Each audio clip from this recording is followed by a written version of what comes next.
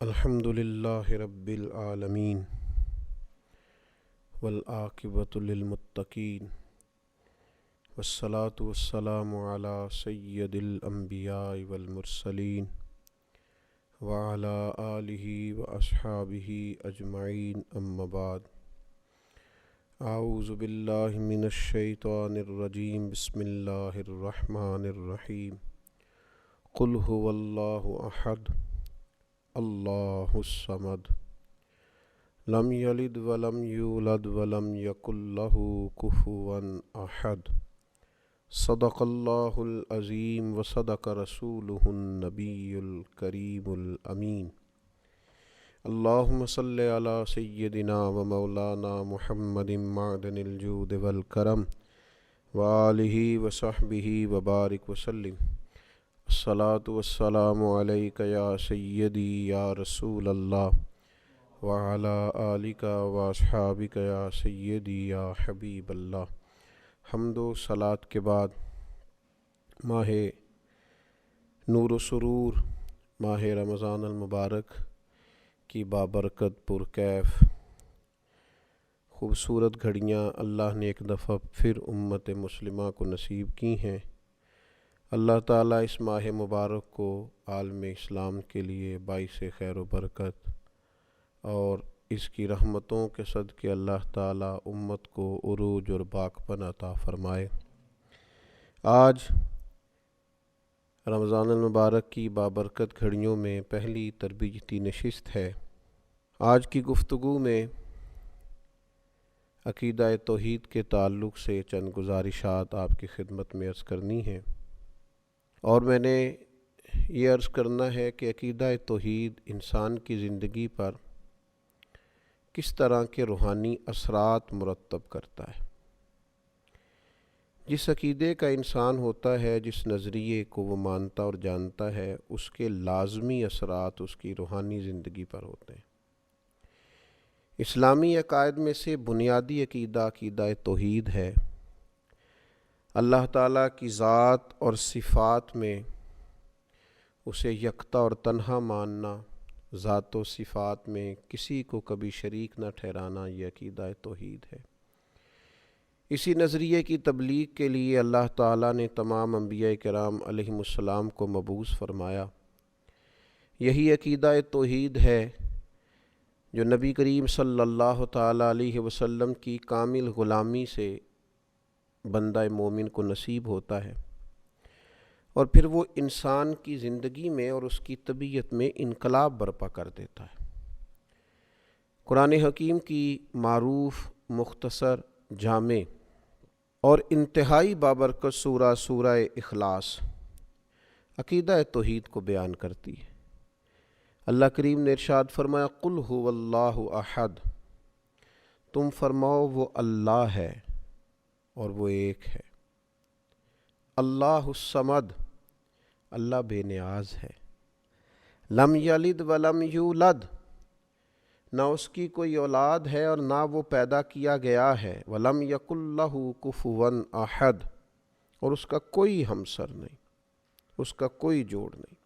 اللہ تبارک و تعالی وحدہ لا شریک ہے۔ اللہ تعالیٰ بے نیاز ہے، کھانے سے، پینے سے، تھکن سے، سونے سے، جاگنے سے، اونگ سے۔ اللہ بے نیاز ہے۔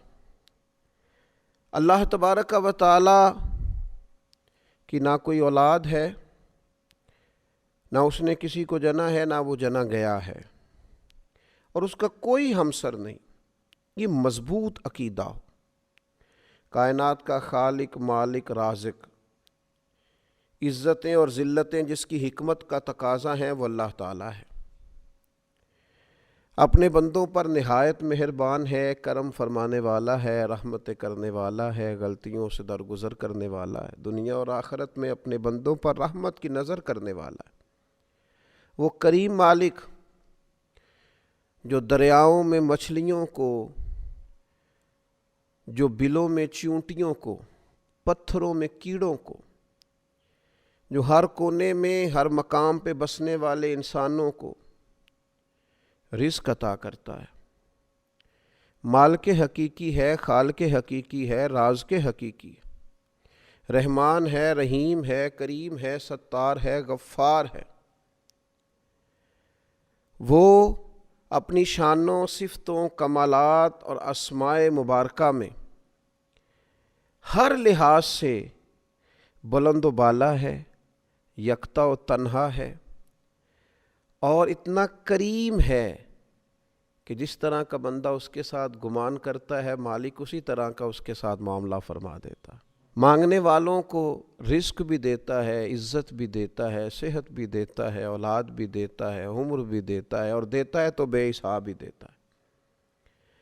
اور دیتا ہے تو پھر اتنا دیتا ہے، اتنا دیتا ہے، اتنا دیتا ہے کہ انسانیت لیتے لیتے تھک جاتی ہے، لیکن مالک کی عطائیں جاری رہتی ہیں۔ فرمایا بس ایک بات کا خیال رکھنا، کسی کو اس کا شریک نہ ٹھہرانا۔ بہت زیادہ تفصیلات نہیں، مسلم شریف کی ایک حدیث، حضرت جابر ابن عبداللہ رضی اللہ تعالیٰ عنہ بیان کرتے ہیں کہ نبی کریم صلی اللہ تعالیٰ علیہ وسلم نے بیان فرمایا کہ جو اللہ تعالیٰ سے اس حال میں ملا، جس نے گویا بروز قیامت رب سے اس حال میں ملاقات کی کہ وہ کسی کو اللہ کا شریک نہیں ٹھہراتا تھا، تو بندہ جنت میں جائے گا۔ ختم ہو گئی بات۔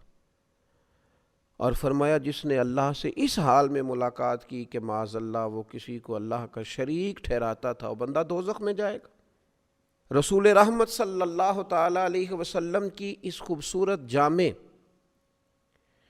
اور معنویت سے بھرپور روایت نے عقیدہ توحید پورے کا پورا سمیٹ کے رکھ دیا، اور اس کے جو نتائج ہیں اور اس کا جو لازمی اور آخری نتیجہ ہے وہ بھی بیان کر دیا کہ عقیدہ توحید و رسالت کا قائل جنتی ہے، اور اگر کسی مقام پر معاذ اللہ اللہ کی ذات و صفات میں کوئی کسی کو شریک سمجھتا ہے تو وہ جہنمی ہے۔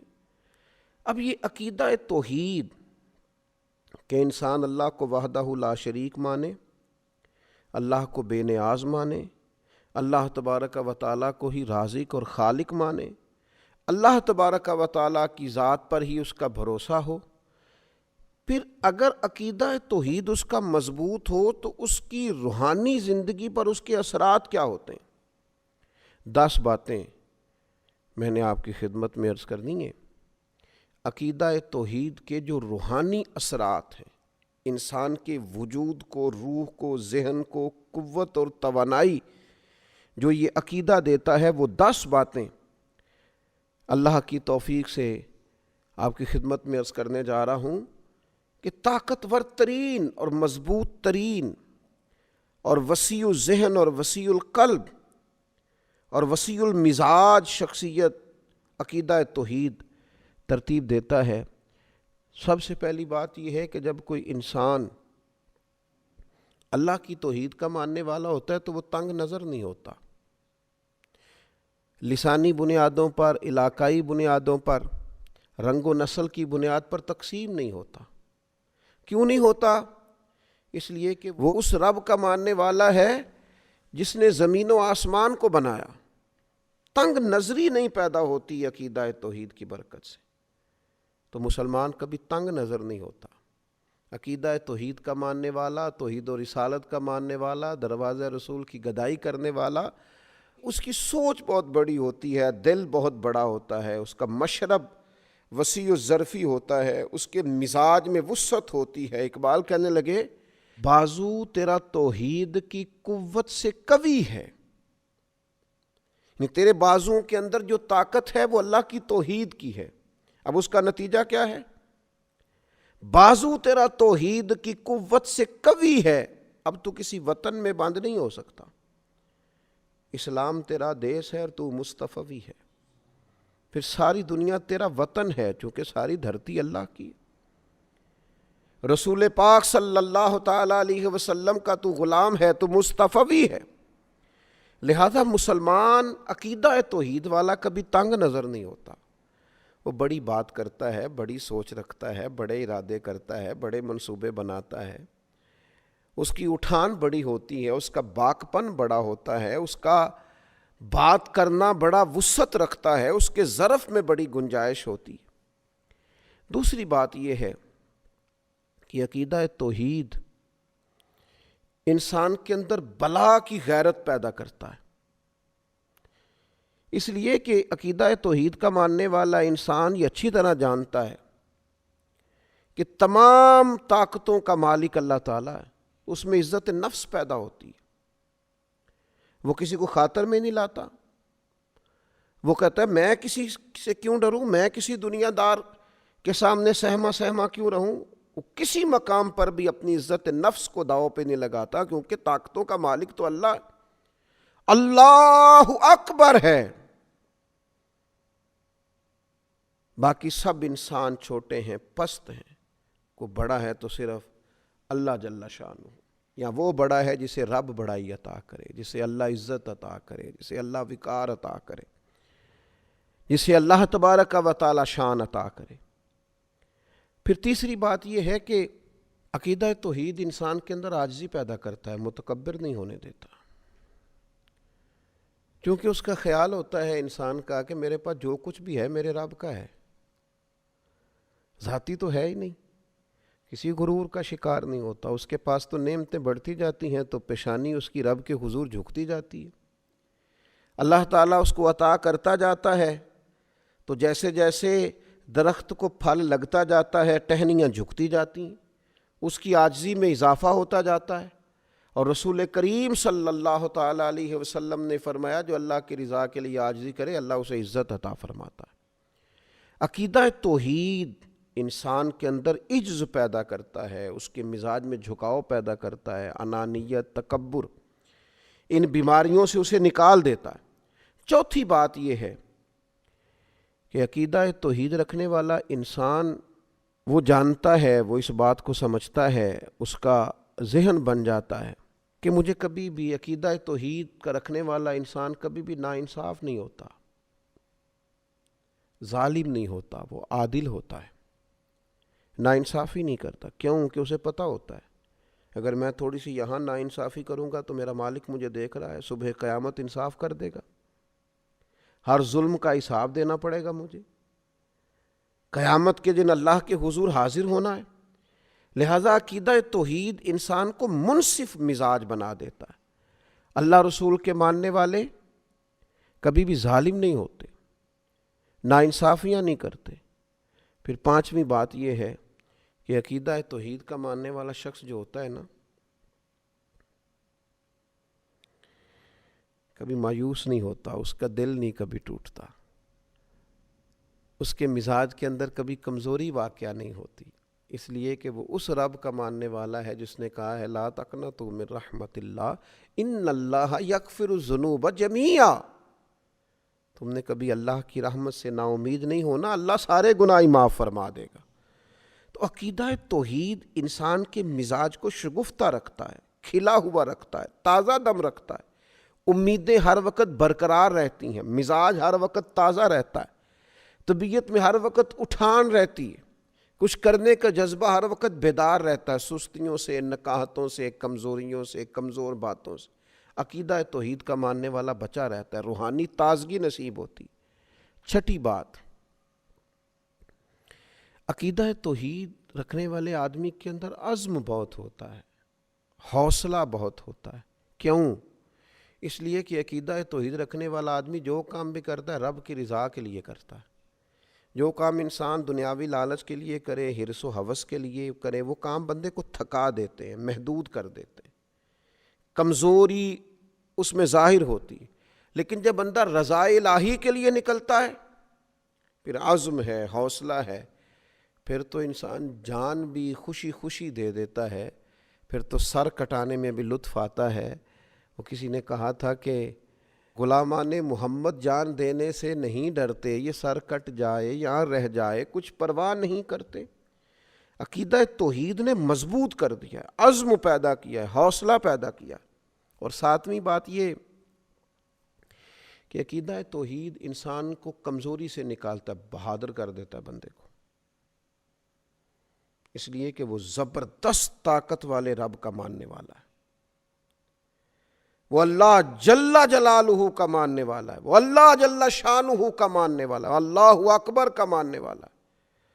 لہذا اس کے اندر بہادری ہوتی ہے، وہ بزدل نہیں ہوتا، وہ کمزور بات نہیں کرتا، اس کے لہجے کا دبدبا بتاتا ہے کہ اس کے پیچھے جو طاقتیں ہیں وہ عظیم ہیں. کسی عظیم کو ماننے والا اللہ رسول کی مدد اور نصرت کا دامن اس نے تھاما ہوا ہے، اور یہ جدھر جاتا ہے اللہ تعالیٰ اس کی مدد فرماتا ہے. اور پھر 8ویں بات یہ ہے، عقیدہ توحید انسان کے اندر بے نیازی پیدا کرتا ہے، قناعت پیدا کرتا ہے. انسان سمجھتا ہے کہ عزت ہو، حکومت ہو، رزق ہو، یہ تو اللہ کے ہاتھ میں ہے، لہٰذا وہ بندوں کی، دنیا داروں کی، مالداروں کی، صاحب اقتدار لوگوں کی اتنی پرواہ نہیں کرتا. اسی کسی دے کچھ نہیں جلگ دے، نہ کوئی ساڈا دردی. وہ کہتا ہے سب تو اللہ نے دینا ہے، میں رب رسول کی بارگاہ کی طرف رجوع رکھوں گا، میں ادھر ادھر دنیا داروں کے دروازے پہ. ایک شان بے نیازی. اس لیے آپ کبھی دیکھیں اللہ کے بندوں کو، حضرت ابو عبیدہ بن جراح، جناب ابو ذر غفاری، سیدنا فاروق اعظم، حضرت مولا علی شیر خدا علیہ رضوان، کبھی ان کو دیکھیں، لباس سادہ، انداز سادہ، لیکن کیا شان ہے، کیا انداز ہے. اللہ تیرے بندوں کی کیا عظمت ہے. جہاں بیٹھتے ہیں رونقیں نرالی ہیں، جو ارادے کرتے ہیں ان ارادوں میں طاقتیں خدائی ہیں، بے نیازی ہیں، بے پرواہ ہیں دنیا سے. اپنے رستوں کا تعین خود کرتے ہیں، ہواؤں کے رخ پھیر دیتے ہیں. عقیدہ توحید نے بے نیاز کر دیا. اقبال کہنے لگے دو عالم سے کرتی ہے بیگانہ دل کو، عجب چیز ہے لذت آشنائی. جب سے مالک تیرے ساتھ آشنا ہوئے ہم تو دنیا سے بے نیاز ہو گئے، بیگانہ ہو گئے. اور پھر نامی بات یہ ہے کہ عقیدہ توحید کا ماننے والا قانون کا پابند ہوتا ہے، اس لیے کہ اسے پتہ ہوتا ہے میرا اللہ ہر حال میں مجھے دیکھ رہا ہے. اسے پتہ ہوتا ہے اللہ ظاہر کو بھی دیکھتا ہے، باطن کو بھی دیکھتا ہے. لکھا ہوتا ہے نا کیمرے کی آنکھ آپ کو دیکھ رہی ہے، محتاط رہنا. تو جسے یہ یقین کامل ہو میرا رب مجھے دیکھ رہا ہے، کسی قانون کی خلاف ورزی نہیں کرتا.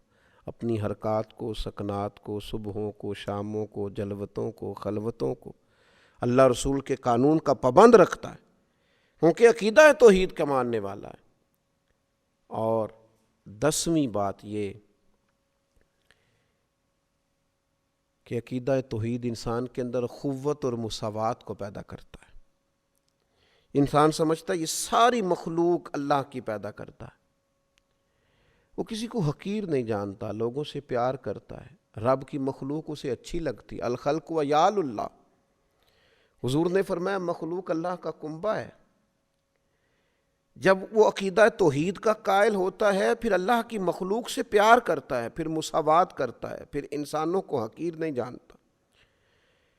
پھر وہ اللہ کے بندوں کو، مسلمانوں کو، رسول کریم کے غلاموں کو غلامی کی نسبت سے ساتھ بٹھا کر فخر محسوس کرتا ہے. کسی بھی مسلمان صحیح العقیدہ کو پاس بٹھا کے اسے گھٹن محسوس نہیں ہوتی.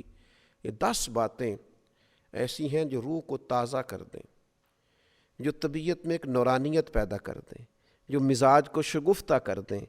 یہ کب نصیب ہوتی ہیں؟ جب عقیدہ توحید ملتا ہے. 10 باتیں عرض کی ہیں. اللہ تعالیٰ مسلمانوں میں یہ پیدا کر دے، ہمارے دلوں کو ٹھنڈا کر دے. اور آپ یقین کریں اگر یہ 10 باتیں پیدا ہو جائیں تو انزائٹی بھی گئی، ڈپریشن بھی گیا، ٹینشن بھی گئی. اور یہ جو کہا جاتا ہے کہ فلاں میری بات نہیں سن رہا، فلاں میرا خیال نہیں رکھتا، ان ساری باتوں سے انسان گیا. جس کے پیچھے رب رسول ہوں اسے کسی اور کی حاجت رہ ہی نہیں جاتی. اللہ تبارک و تعالی عقیدہ توحید و رسالت کی مضبوطی عطا کرے. وما علینا الا البلاغ المبین.